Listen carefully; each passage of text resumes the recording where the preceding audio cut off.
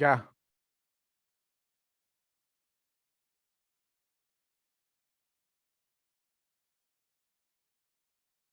Hola, buenas tardes a todas las personas que nos acompañan desde los diferentes países de América Latina en esta tercera sesión del homenaje que estamos realizando a la doctora Alda Facio Montejo en honor al lanzamiento de la nueva edición del libro Cuando Género Suena, Cambios Trae. El día de hoy en esta sesión nos acompaña como moderadora la compañera Patricia Vargas. Ella es abogada y es compañera de la Fundación Justicia y Género de la filial de Guatemala. Le damos la palabra, Patricia, puedes moderar. Adelante. Gracias. Buenas tardes a todos y todas. Primero agradecerle a las tres panelistas que nos acompañan el día de hoy. Yo voy a presentarles brevemente que cada una de ellas y tienen una hoja de vida bastante amplia, pero voy a tratar de hacerla bastante resumida. Vamos a empezar con Daniela, después vamos a ir con Cristian y después con Rosaura. Para comenzar, le vamos a dar la palabra, voy a presentar a Daniela Hey. Ella es doctora en Derecho, diplomada de posgrado de Género e Igualdad de Oportunidades por la Universidad Autónoma de Barcelona, es magíster en Sociología Penal de la Universidad de Barcelona, es abogada de la Universidad de Buenos Aires, licenciada en Derecho de la Universidad de Barcelona, es profesora en investigación de dedicación completa en la Universidad Nacional de Río Negro, donde imparte clases de grado y posgrado. Tiene diferentes líneas de investigación, entre las que se destacan violencia contra las mujeres, acceso a la justicia, perspectiva de género en la currícula universitaria, y es profesora en diferentes posgrados a nivel nacional e internacional en temas de género. Primero, pues agradecerle que haya aceptado la invitación el día de hoy y te dejo en el uso de la palabra. Va a tener 15 minutos. Después vamos con nuestros dos colegas.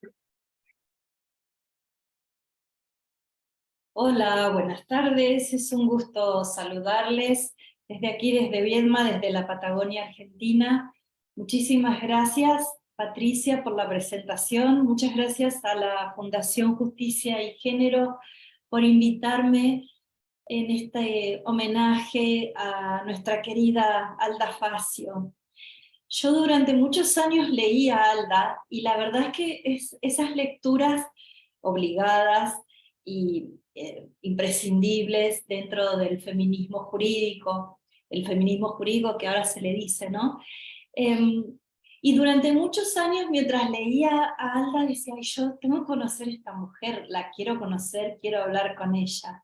Bueno, no había tenido muchas oportunidades de verla por diferentes razones, y hace un poquito más de 10 años, un día yo estaba haciendo este camino de regreso a vivir en mi país, Argentina. Yo vivía en Barcelona, allí me formé con una amiga en común que tenemos con Alda, que es Encarna Bodelón, y había una actividad de la Fundación Justicia y Género en Paraguay, y Encarna me dice, Dani, tú que estás en Argentina, como si yo estuviera tan lejos, tan cerca, mejor dicho, de Paraguay, me dice, ¿no te vas a Paraguay?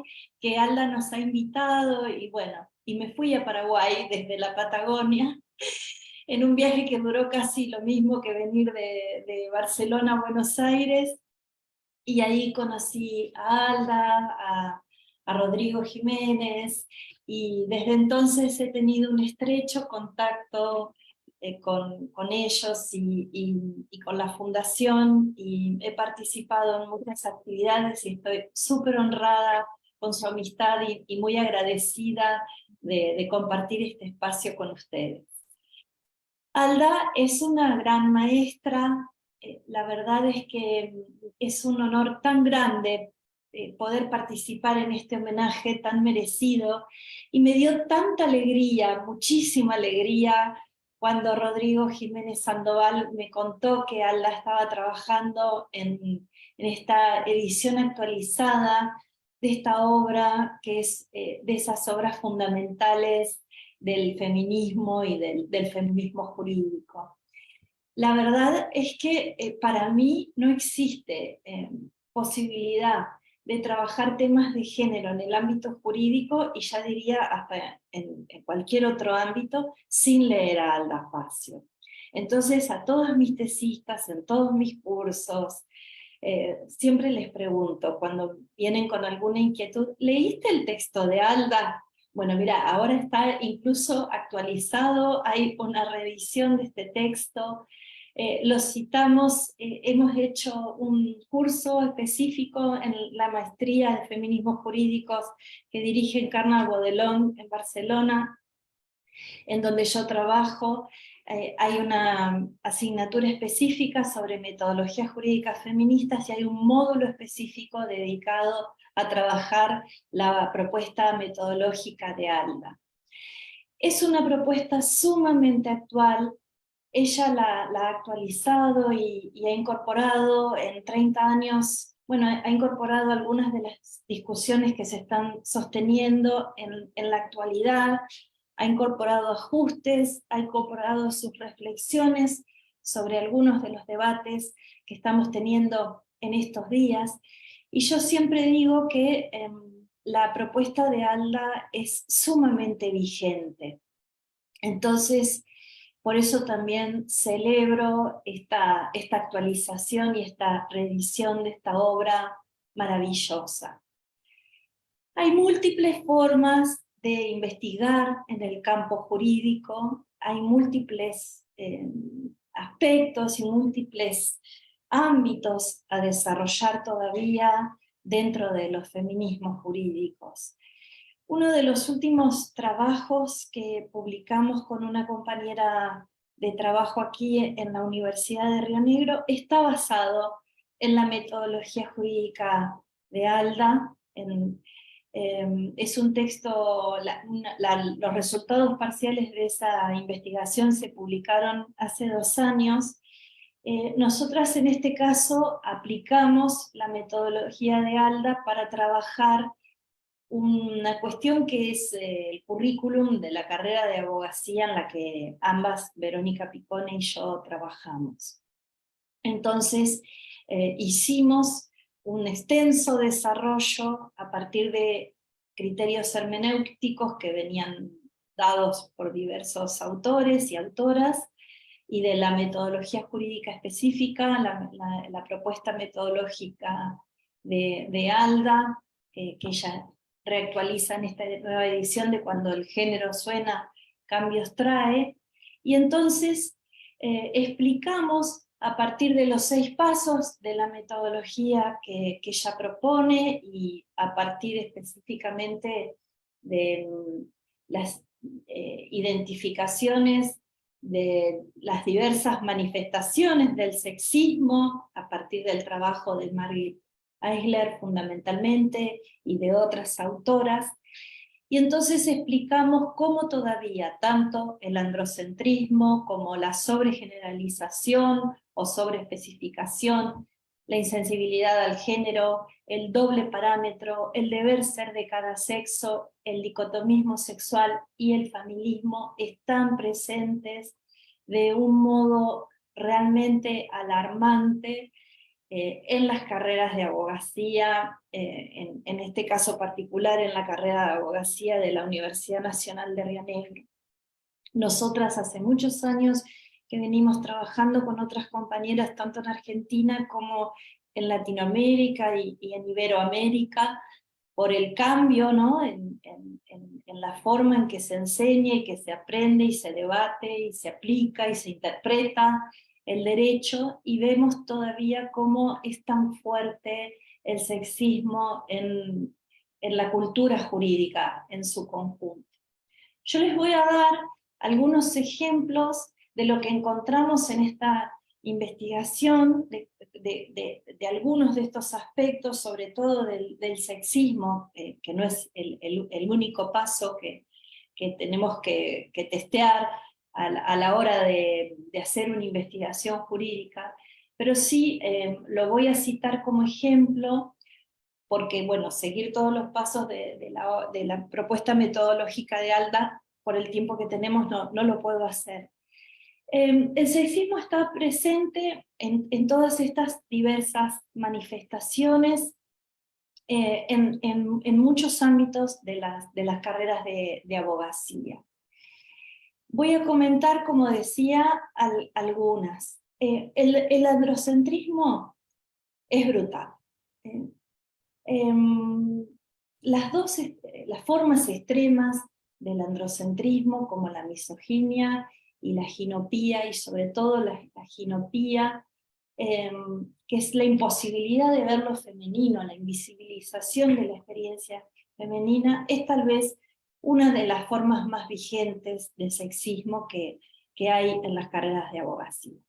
En esa investigación nosotras relevamos, por ejemplo, los estándares de acreditación, los estándares de calidad de las carreras de abogacía, y veíamos cómo reproducían el androcentrismo en su forma extrema, como es la ginopía, en donde prácticamente las mujeres no aparecíamos mencionadas, y cuando aparecíamos mencionadas a través de otra forma de sexismo, que es el familismo, ¿no? Identificadas con la familia, en el derecho de familia, identificadas como víctimas cuando se nos menciona como víctimas de violencias de género, y hasta ahí llegaba la mirada de estos estándares en lo que revelamos en esta investigación. La insensibilidad al género está sumamente vigente en las carreras de abogacía, y las pocas apariciones de temas y de cambios curriculares que aparecen para erradicar esta forma de sexismo no logran conmover los pilares del patriarcado jurídico. Una de las manifestaciones más frecuentes de la insensibilidad al género que tenemos en la práctica jurídica aparece en el ámbito de cómo el derecho enfrenta determinadas situaciones vinculadas con los cuidados y con la maternidad, ¿no? Que es tal vez también uno de los ámbitos en los que más se ha trabajado en los últimos tiempos. Y vemos aún cómo esta insensibilidad al género, pese a la gran cantidad de esfuerzos que se vienen sosteniendo para transformarla, se sostiene en determinados ámbitos, como por ejemplo en el ámbito de la privación de la libertad de las mujeres. Incluso en las medidas alternativas a la privación de la libertad, por lo menos en instituciones, como vendría a ser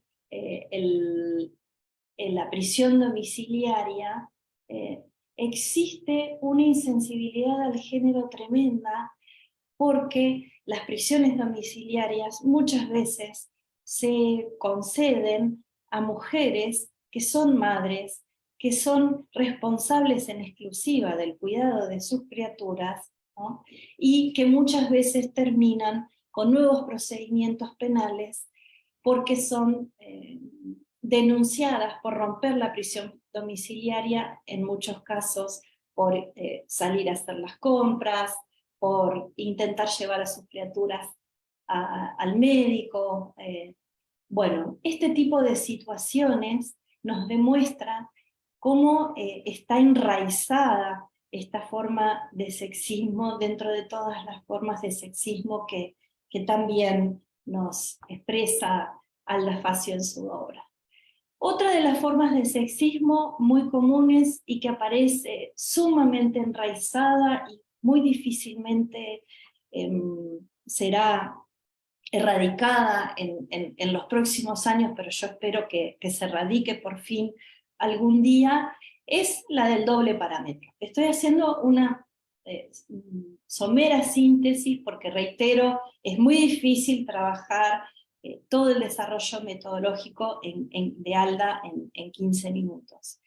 El doble parámetro una de las cuestiones que venimos viendo, estamos avanzando muchísimo en el ámbito de la comprensión con una perspectiva de género, alguna perspectiva de género. Alda bien también se ocupa de cuestionar qué entendemos por perspectiva de género, o qué entienden las instituciones por perspectiva de género.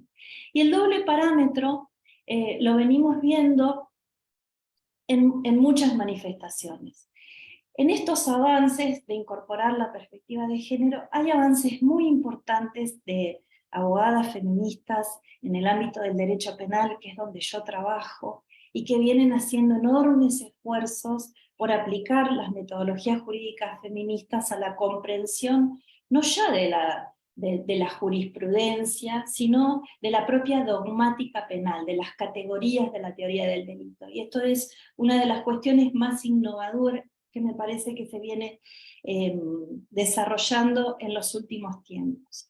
Bueno, el doble parámetro es impresionante la vigencia que tiene en las categorías de la dogmática del delito, incluso cuando estas categorías son resignificadas y revisitadas desde las metodologías jurídicas feministas y reinterpretadas desde los desarrollos teóricos y metodológicos del feminismo en su más amplia expresión, mucho más allá de lo jurídico.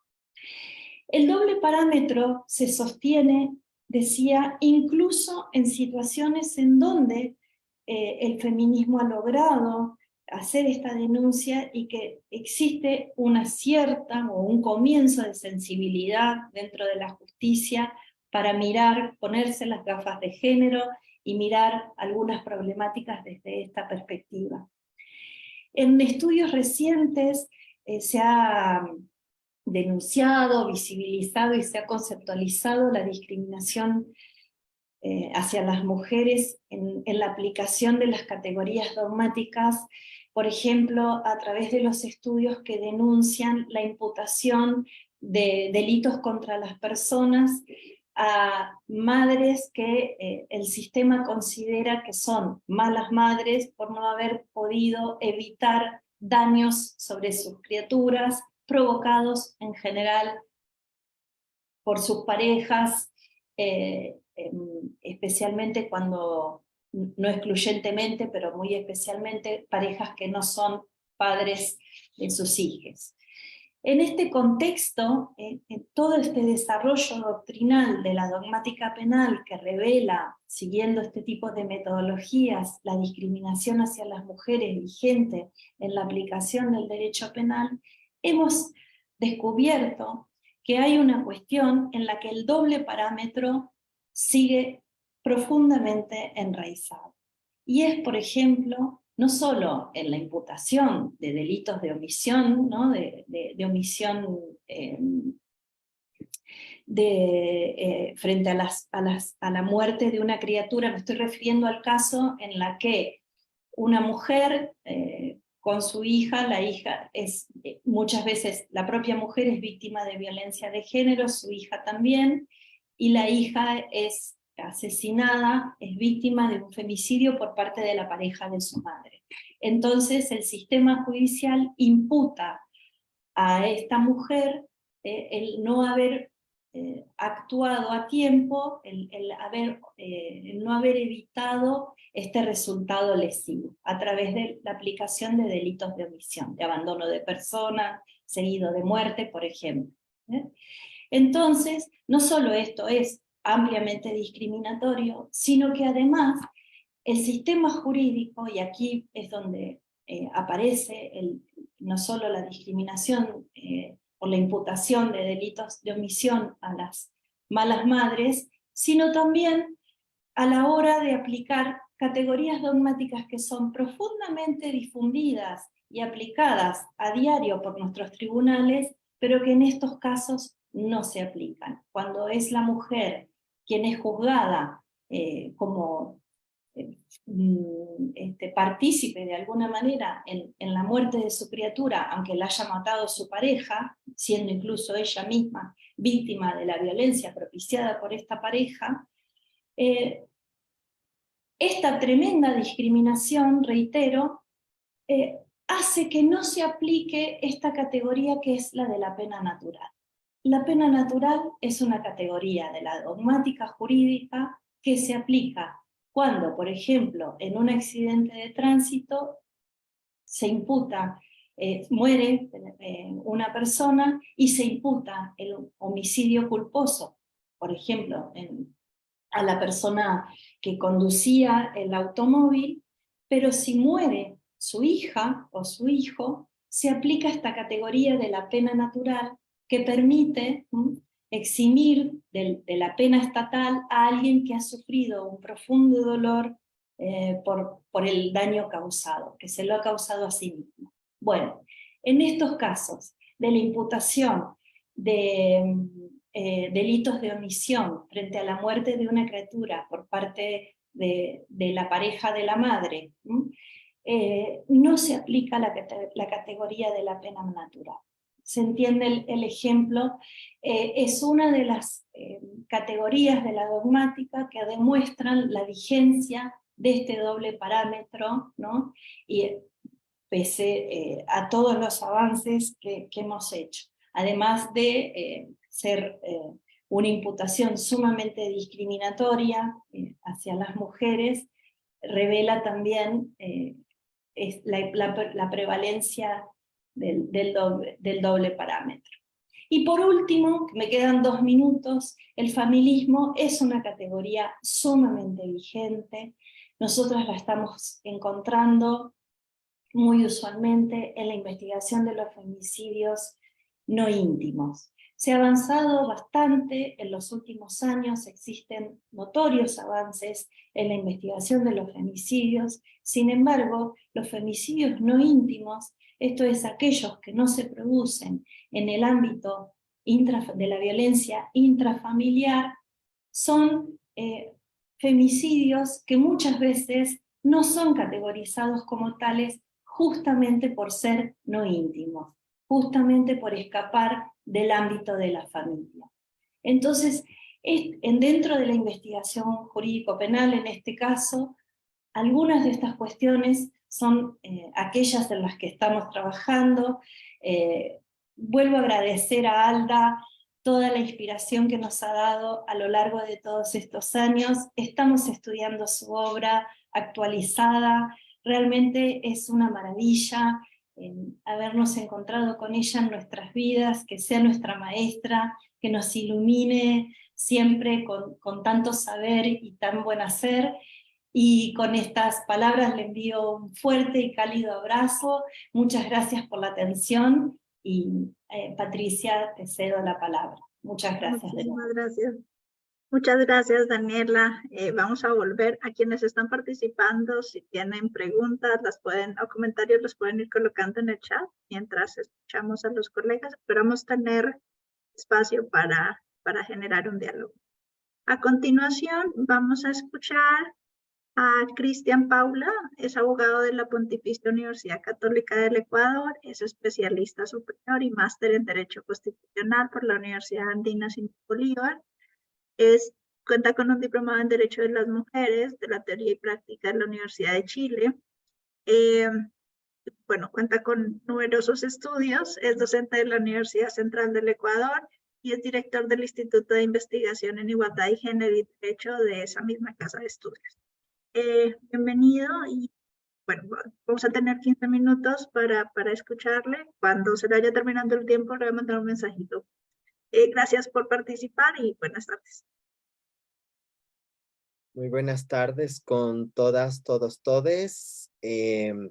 Para mí también es muy grato compartir este panel con colegas de la región, con abogadas, abogades que hemos sido inspiradas por la obra de Alda Facio, sobre todo desde quienes hacemos un estudio del derecho crítico y una aplicación crítica del derecho desde una visión feminista y un enfoque de género, y a partir de eso es lo que voy a tratar de hablar el día de hoy, cómo realizar o dar unas líneas breves de una investigación y un análisis desde la teoría jurídica crítica, desde un enfoque de género. Sí, cuando nos centramos en la teoría crítica, es súper importante destacar que hay una metodología establecida.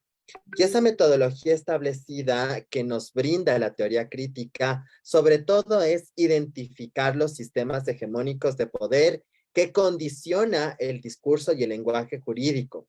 En este caso, una de esas herramientas es el trashing o el desbrozamiento, que justamente es la develación del mensaje oculto, ideológico, de los enunciados que están en la normativa, tanto en la norma, en la política pública y en las sentencias. Por lo que tenemos que tener en consideración que nunca existe un instrumento jurídico, una norma, una sentencia que sea objetiva o neutral, y esto es un aprendizaje que nos dice Alda, nunca hay una norma neutral. Y esta norma, ¿por qué no existe una norma neutral? Porque quien produce la norma hay que hay que identificar o develar si es que está sesgada por algún sistema hegemónico de poder, sea del capital, sea patriarcal, sea el heterocisnormado, que nos permite identificar si es que esa norma, esa sentencia, esa política pública es una herramienta de liberación o es una herramienta de opresión.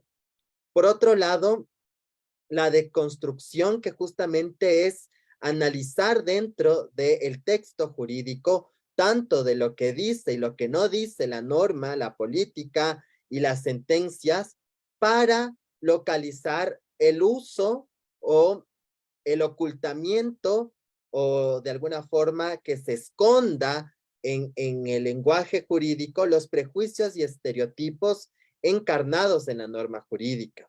Y finalmente la genealogía histórica.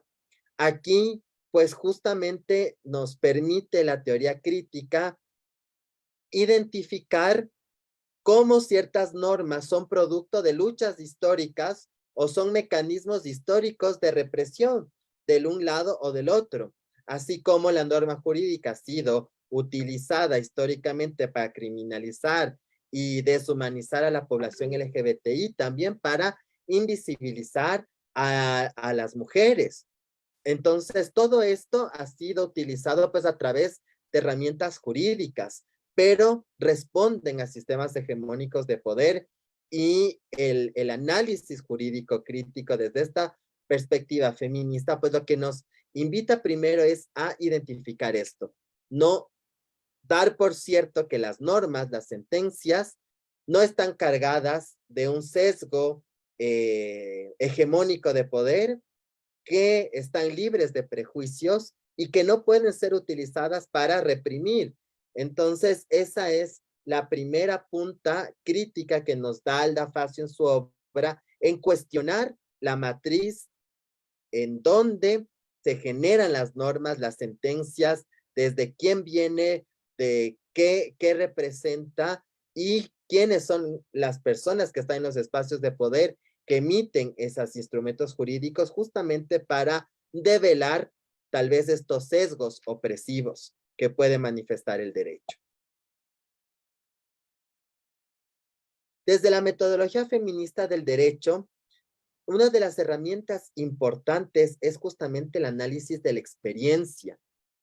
Utilizar las historias, identificar las historias de las mujeres y de la población LGBTI, y desde el caso Vicky Hernández contra Honduras de la Corte Interamericana, también identificar a las mujeres trans como parte de estos mecanismos en los cuales el sistema heteropatriarcal se enfatiza su represión, es cuáles han sido esas historias de violencia, de discriminación, para plantear un discurso dominante biologicista, un discurso dominante segregador, pero también a partir de esas experiencias y esa percepción de las historias personales, ir identificando estos cabos opresivos de la norma para revertirlos, también a través del mismo derecho, juntamente con la lucha social, que van de la mano, y el uso o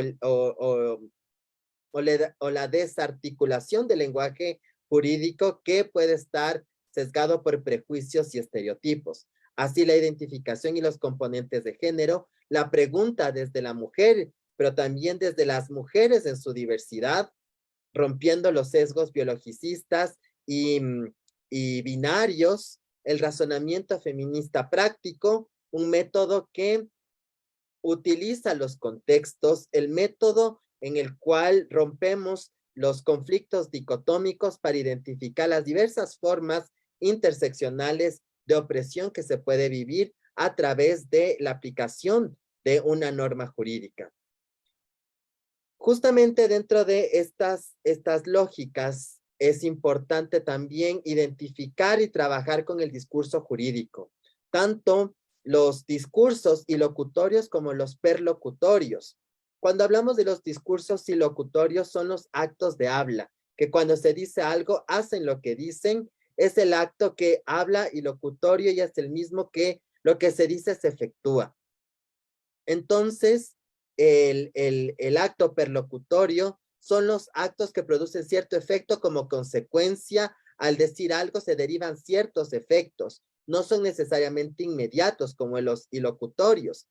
Los discursos perlocutorios son justamente los discursos jurídicos, los que están en la norma, que no necesariamente tienen un efecto al momento de ser nombrados o dichos, sino que van a tener un efecto con su aplicación práctica en un contexto y en una coyuntura. Y ahí los prejuicios y los estereotipos son los que juegan un rol clarísimo en los efectos perlocutorios de las normas. Dentro de esta matriz del efecto del discurso jurídico, los prejuicios y los estereotipos se convierten en la palabra como signo cultural, donde se normalizan estos prejuicios, se hacen ecos verbales a través de referencias ideológicas, normalizando un satélite de obligatoriedad y de normalización del prejuicio que está en la norma. Entonces, como hemos visto en la historia de la ciencia jurídica, cómo los discursos patriarcales y heterocisnormados, sobre todo de criminalización de la población LGBTI y de invisibilidad de las mujeres en su diversidad, se conformaron en signos culturales del lenguaje jurídico, donde a las mujeres y a la población LGBTI no se las nombraba, y cuando se las nombraba como propiedad de o por debajo de, ya la población LGBTI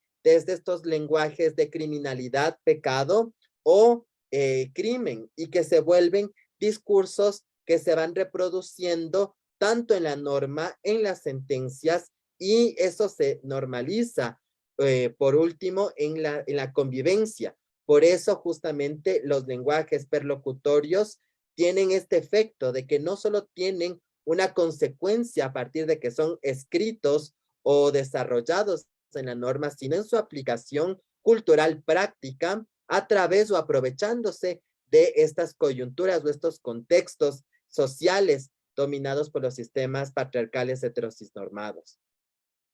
Entonces aquí los discursos jurídicos nos deben permitir, o tenemos que ser súper cuidadosos, cuidadosas en el uso del lenguaje, las categorías, los prejuicios y estereotipos, y ese es uno de los estándares generales que ha utilizado la Corte Interamericana desde el caso algodonero contra México hasta el caso Vicky Hernández contra Honduras. El peligro del prejuicio en la norma, pero también el peligro del prejuicio en la práctica social como un mecanismo de invisibilidad, de segregación o de violencia en contra de las mujeres en su diversidad y la población LGBTI. En este contexto, entonces, solo para ir cerrando, la importancia de mirar al derecho, no solo desde las nociones de la corriente positivista o naturalista, sino que estas corrientes críticas, como las corrientes críticas feministas, que en el caso latinoamericano nos abre una gran espectro aldafacio, también permiten identificar cómo la violencia no solo patriarcal afecta a las mujeres, sino también afecta a la población LGBTI, afecta a las mujeres trans y también puede afectar a los hombres que no están dentro del canon de masculinidad hegemónica. Y ahí es cuando estas herramientas nos dan varios significados y significantes para deconstruir el derecho, no solo como un discurso perlocutorio, sino también el derecho mismo para un mecanismo de deconstrucción en la cual la norma jurídica ha sido escrita desde el siglo XVIII, desde los sesgos heteropatriarcales, para utilizar a la misma norma jurídica como mecanismo de deconstrucción, pero no solo en lo jurídico, sino también en lo cultural. Con eso cierro, les agradezco.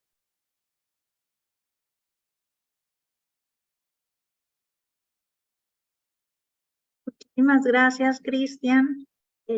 También gracias por la síntesis, por el manejo del tiempo. Vamos a ir con la siguiente ponente. Ella es Rosaura Chiquia Calderón. Ella es jueza en materia penal en Costa Rica y es docente e investigadora de la Facultad de Derecho de la UCR. Bienvenida y bueno, el tiempo es suyo. Muchas gracias, Patricia, a usted y a la Fundación Justicia y Género, no solo por organizar esta actividad, sino también por este homenaje realmente merecido para Alda Facio, que ha sido evidentemente una pionera en la incorporación de una metodología crítica y feminista en el estudio del derecho en toda nuestra región latinoamericana. Voy a compartir la pantalla para reflexiones en torno a el fenómeno del sexismo en la academia y en particular en la investigación de lo jurídico. Evidentemente, este trabajo, en el caso mío, se contextualiza en la situación costarricense. Sin embargo, es muy similar toda la situación en la región latinoamericana. Y nos obliga desde una visión feminista y desde una metodología crítica, tomando en cuenta los aportes que ha dado Alda Facio en este texto, a analizar cómo se ha patentizado ese impacto del sexismo en el proceso de enseñanza y aprendizaje, en la investigación y en la reproducción de lo jurídico. Para eso necesariamente, cuando iniciamos un abordaje de esta naturaleza, y por eso concuerdo plenamente con la posición que emitió hace un momento Cristian, es necesario hacer un estudio genealógico o histórico sobre la formación de lo jurídico y develar, como bien nos lo dice Alda en forma constante, que el derecho es un producto cultural más que está atravesado por todas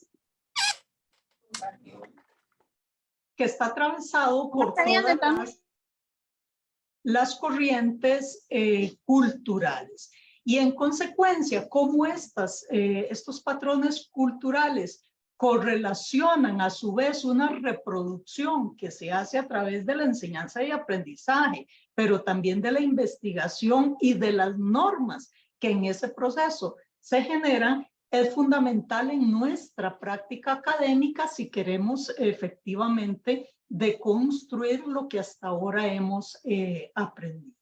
Eso implica enormes esfuerzos también en materia de visibilización del aporte de las mujeres juristas en toda América Latina.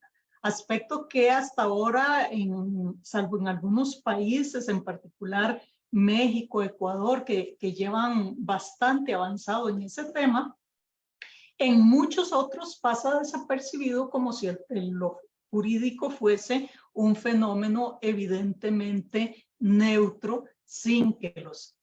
Por esto quiero servirme de algunas imágenes para hacer referencia en particular a ese proceso en que se construye el texto jurídico. Esta es una imagen de la Escuela de Atenas en el Renacimiento, un fresco que se encuentra en el Vaticano y que pretendía en el siglo XVI, ilustrar lo que era una de las áreas del conocimiento. En el Vaticano hay cuatro paredes dedicadas a las diferentes ramas del conocimiento: la filosofía, la teología, la poesía y la justicia. Esta en particular se hizo para representar a la filosofía, con todos sus corrientes de pensamiento. Evidentemente, observamos pues aquí a Platón con el dedo hacia arriba, Aristóteles con su ética y todos los diferentes filósofos sobre la base de los cuales se ha construido el conocimiento en sus diferentes manifestaciones. La única mujer que observamos en la pintura es la filósofa Hipatia de Alejandría, matemática, etc. Y con esta visión prácticamente se fue traduciendo aquella visión de que el conocimiento no solo era algo neutro, sino que era un mundo en donde exclusivamente los hombres debían o eran los únicos que opinaban o que creaban. Esa escuela de Atenas, nos decía Platón, que en el mundo visible no es la verdad absoluta, sino que hay un mundo de ideas.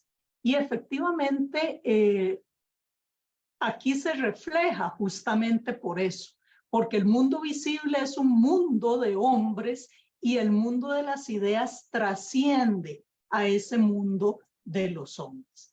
En el caso de Hipatia de Alejandría, la filósofa griega, astrónoma, matemática, invisibilizada durante mucho tiempo y ejecutada por una turba de exaltados, su memoria ha sido rescatada fundamentalmente por diferentes corrientes de feministas, pero nos permite observar cómo los aportes del conocimiento efectuado por las grandes filósofas, las grandes científicas, las grandes creadoras del conocimiento ha sido constantemente invisibilizado, como lo ha sido también en todas las áreas de la cultura, no solo en, por ejemplo, estas imágenes que revelaban el arte, sino también, como veremos luego, en la ciencia, como lo ha sido en el derecho, como lo es en los idiomas, las religiones y la familia, que todos son productos de una cultura patriarcal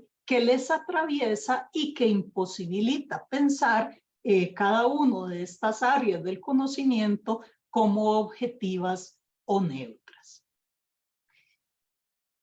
Si nosotros observamos, por ejemplo, en la ciencia los diferentes manuales, se nos representa al ser humano como con este modelo en los diferentes manuales de anatomía. Es decir, estamos hablando de un modelo de lo humano que es racista, que es sexista, que es adultocéntrico, probablemente clasista, nacional colonialista, heteronormativo, etcétera. Y todo ese modelo a través del arte, a través de la ciencia, etcétera, se ha llevado al conocimiento como parte de lo que es la ciencia y la investigación, ha pasado a las religiones y desde ahí ha brincado a el fenómeno jurídico, que lo ha aceptado y que lo ha desarrollado como si fuera neutro, evidentemente sin ser. Si nosotros hacemos un ejercicio, y les invito a que lo hagan, en cualquier buscador y le damos juristas importantes, vamos a notar que nos dan una lista de más de 100. Y de estos más de 100, hay si acaso 2, 3 o 4 mujeres. Estamos hablando de juristas importantes en todo el mundo, en toda la historia del conocimiento. Por supuesto que en el derecho no es la excepción. Cuando estudiamos el fenómeno jurídico e investigamos, nos basamos en los grandes teóricos de las diferentes áreas del conocimiento. En el derecho penal, ni qué decir, únicamente tenemos referentes masculinos, y se nos olvida también todo el aporte de las grandes mujeres. Y lo que los movimientos feministas y otras ramas del conocimiento han generado. Yo les tenía, pero por razones de tiempo no lo puedo reproducir, lo que es el himno Gaudiamo Igitur, que es el himno tradicional de la academia, en donde vamos a notar tradicionalmente ese discurso sexista que ha permeado a el conocimiento desde siempre. Por supuesto que si ya aterrizamos eso en lo que ha sido la formación de lo jurídico en cada una de nuestras universidades, aquí ustedes tienen algunas imágenes de la primera escuela de Derecho en Costa Rica y de la Universidad de Costa Rica, pioneras y evidentemente masculinizada, vamos a comprender que entonces los productos normativos, por ejemplo, esta es la Asamblea Nacional Constituyente de Costa Rica, de la Constitución Política vigente, no era integrada por ninguna mujer porque no se ejercía todavía la ciudadanía. Esos productos normativos evidentemente responden a una visión de mundo que se ha ido modificando paulatinamente. La Suprema Corte de nuestro país en diferentes tiempos, absolutamente masculinizada, cuando las mujeres se han ido incorporando paulatinamente al ejercicio primero de la ciudadanía, se les ha ido permitiendo, o nos lo hemos ido ganando producto de luchas históricas y posteriormente producto de los diferentes movimientos sociales en otras áreas del conocimiento. Y por supuesto que una investigación no sexista impacta todas las áreas del conocimiento. Los derechos políticos en el ejercicio simple y sencillamente de los cargos políticos con paridad de género. Los temas penales en materia del planteamiento de una teoría penal o una teoría del delito feminista que atraviese todas las estructuras de acción, tipicidad, antijuridicidad, culpabilidad y pena, y que nos permita abordar también los requisitos de cada una de estas categorías dogmáticas, pero también, como bien decía Daniel hace un momento, por qué se criminaliza y por qué no a mujeres en ciertos momentos y por ciertos delitos. El derecho de familia, los derechos en el ejercicio de la autoridad parental, en el matrimonio, el acceso a la justicia, en materia procesal penal, la prueba legal tasada y los sistemas de valoración, las capacidades de heredar, de testar, de contratar, la jornada laboral, el derecho fiscal con las tasas o los criterios para pagar impuestos, etc.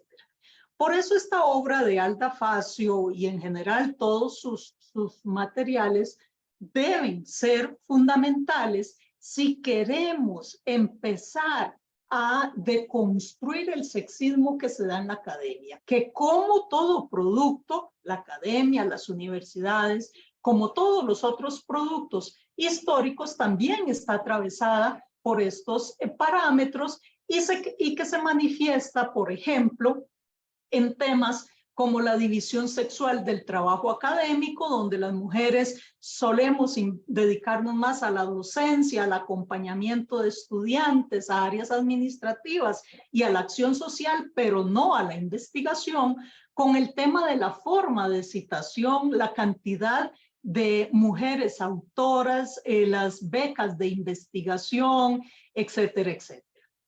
En este famoso congreso en donde está Marie Curie, ya para ir cerrando, es un congreso científico de 1907, si mal no recuerdo, 1914. Marie Curie era la única integrante del pensamiento científico oficial en ese entonces. Sin embargo, esta imagen de 1907 no ha cambiado mayormente cuando nosotros nos enfrentamos, todos son ejemplos de Costa Rica, a los paneles de hombres en la construcción y reproducción de lo jurídico, donde casi no hay, o las mujeres tenemos papeles decorativos o mínimos en los diferentes temas que involucran el análisis de los aspectos jurídicos. Vean que inclusive para un tema de homicidio, aborto y femicidio se invita a 4 varones y finalmente ante las críticas nacionales termina incorporándose a mujeres en los paneles. Eso a pesar de que ha aumentado constantemente la matrícula de las universidades y que ya las mujeres no somos minoría en las universidades, pero sí quienes nos enfrentamos al mismo tema de exclusión, no solo en los temas de investigación, sino también en lo relacionado con el acceso a las diferentes funciones académicas. La invisibilización de las labores femeninas en la investigación, cuánto se use el tema de los materiales generados por mujeres en los cursos, en la investigación, la división sexual del trabajo social que impacta en la investigación y del trabajo académico, el techo de cristal, la pirámide de exclusión, son algunas de las formas en que lamentablemente a hoy se manifiesta todo lo que tiene que ver con el sexismo y todas sus manifestaciones que muy bien expone Alda en su texto, y que desde la academia estamos en la obligación de luchar precisamente para generar nuevos textos, nuevos productos, nuevas mallas curriculares, nuevas investigaciones que incorporen esa visión crítica y que brinden también un reconocimiento histórico a todas aquellas que nos han precedido en este difícil camino. De momento dejo por aquí, por razones de tiempo, mi intervención y quedo oportunamente a las órdenes de ustedes para preguntas o comentarios. Muchísimas gracias, Rosaura. Bueno, muchísimas gracias a los tres por las intervenciones. Tenemos una pregunta y muy poco tiempo, entonces yo les pediría que vamos a hacer una ronda rápida y cada uno tendría más o menos de minuto a minuto y medio para poder. La pregunta que hace Pilar es, ¿qué se puede hacer para incluir esta perspectiva de género en la ética de las autoridades? Y yo quisiera pedirles que bueno, si tienen algún comentario o respuesta para la pregunta que hace Pilar, y después un poco algún mensaje de cierre, y bueno, y no sé si tienen algún mensaje esperanzador de las ponencias que acaban de dar. Creo que Rosaura nos lo hizo demasiado gráfico, pero bueno, son las realidades que tenemos, y bueno, les daría a cada uno un minuto, minuto y medio más o menos, para ir cerrando. Entonces, si quieren, comenzamos con Daniela, Cristian y después Rosaura. Hola, bueno, muchas gracias por la pregunta. Es sumamente difícil desde mi punto de vista responder esta pregunta. Hay mandatos legales, mandatos convencionales, la convención, la CEDAW, ¿no? Ya tiene más de 40 años. La convención de Belém do Pará tiene más de 25 años. La normativa está, los esfuerzos son descomunales, hay cada vez más feministas en la academia y las resistencias son muy fuertes. Nosotros no podemos abrirle la cabeza a la gente y o sea, hacemos un trabajo de persuasión, de pedagogía feminista. Alda siempre utiliza una expresión que a mí me gusta mucho, que es la de la armonía, y dentro de esta armonía ella demuestra cómo el feminismo, las teorías feministas son teorías que lo incluyen todo, no son teorías excluyentes, sino excluyentes. Si esta cosa tan sencilla no se entiende, bueno, creo que tenemos que seguir trabajando. Me parece que la conciencia feminista es cada vez más amplia, las resistencias son muy fuertes y ha crecido mucho el discurso de odio antifeminista. Entonces hay que tener mucho cuidado, no lo digo desde una perspectiva ingenua, pero es verdad que nosotros no podemos, por lo menos a mí me parece, no podemos abrirle la cabeza a la gente y machacarle y meterle todo esto. Si no quieren, no quieren, ¿no? Las injusticias están a la vista y está muy probado desde el punto de vista teórico y desde el punto de vista empírico por qué es necesario incluir una perspectiva feminista en nuestro caso particular en el derecho y en la enseñanza del derecho, porque luchamos por la justicia social y sin feminismo no hay justicia, no hay democracia posible. Ese es mi punto de vista. Muchas gracias. Muchas gracias, Daniela. Cristian.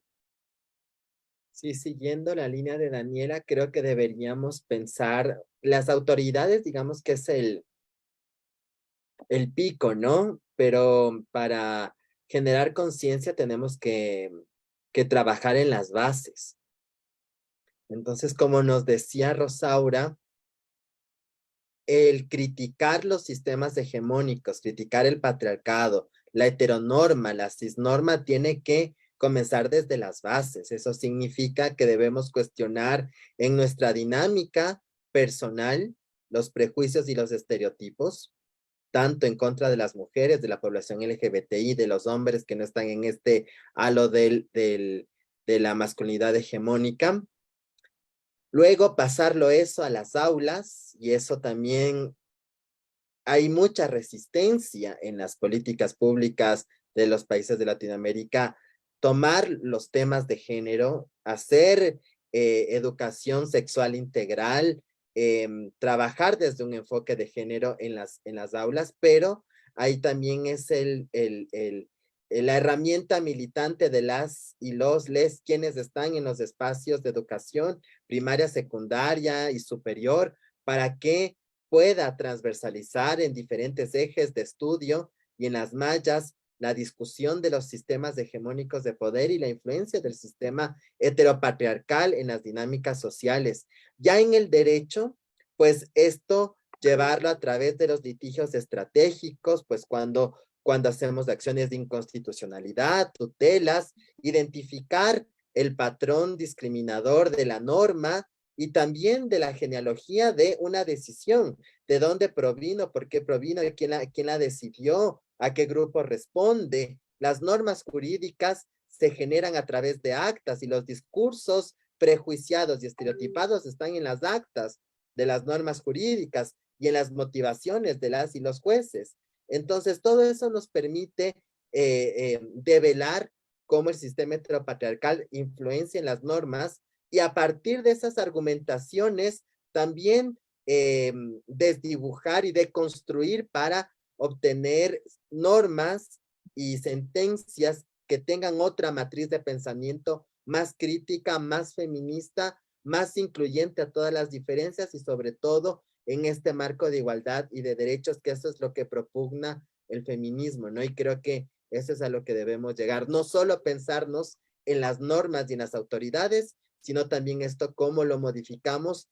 en la interacción social, en nuestras bases, en nuestra familia y en nuestra realidad particular. Muchísimas gracias, Cristian. Finalmente, Rosaura.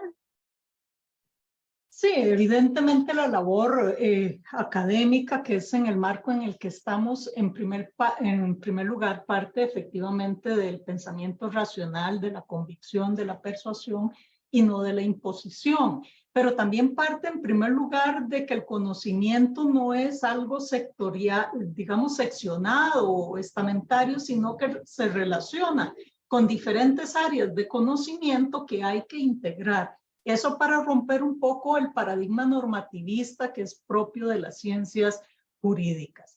Y es cierto que en esta situación de convicción, de transversalización de la educación con perspectiva de género, implica evidentemente tocar las bases, pero también no podemos perder de vista que la CEDAW obliga a la mayoría de los estados a tomar, digo a la mayoría porque no todos la han suscrito, pero la mayoría de los que estamos aquí representados, a tomar o adoptar políticas públicas que también impactan los espacios universitarios.